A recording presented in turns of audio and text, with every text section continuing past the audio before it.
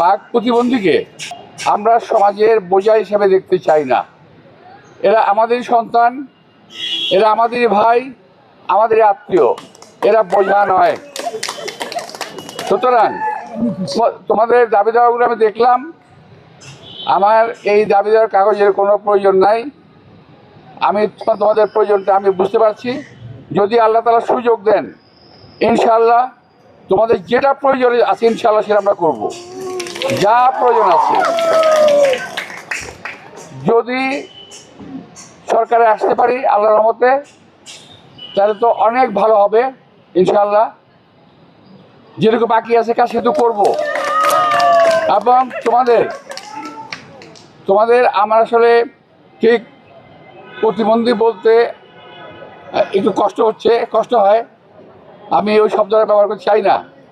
আমি যদি আজকে সত্যি কথা বলতে, যদি আমার একটা সন্তান যদি প্রতিবন্ধী হতো, যেটা আমি করতাম সেটাই আমি করবো ইনশাল্লাহ। তোমাদের সমাজে প্রতিষ্ঠিত হওয়ার জন্যে, তোমাদের জীবনের স্বাচ্ছন্দ্য আনার জন্যে আমাদের যা করা দরকার, একজন মানুষ হিসেবে আমি উপলব্ধি করে ইনশাল্লাহ নির্বাচনের পর আমরা সেই ব্যবস্থা শুরু করবো ইনশাল্লাহ। তোমাদের দাবিটাও দিয়েছ, এতে তোমাদের হবে না, তোমাদের আরও অনেক প্রয়োজন আছে যেগুলো তোমরা লিখতে পারো নাই।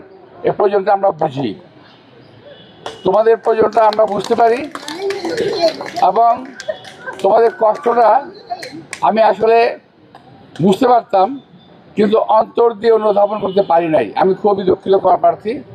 আমি আজকে বুঝতে পারছি তোমাদের সমস্যাটা কত মারাত্মক, অনেক মারাত্মক এই সমস্যা। এই সমস্যা নিয়ে একজনের মানুষের বেঁচে থাকা এবং তোমাদের যারা বাপ মা আছে তাদেরও টিকে থাকা খুবই ডিফিকাল্ট, খুবই কষ্টকর। সুতরাং তোমাদেরকে আমরা কখনোই সমাজের বোঝা হিসেবে ভাবতে চাই না। আমরা চাই তোমরা আমাদের সমাজে একটা করে সম্পদ। আমরা তোমাদেরকে প্রতিটি পরিবারের একজন সম্পদ হিসেবে আমরা গড়ে তুলতে চাই, ইনশাআল্লাহ গড়ে তুলব।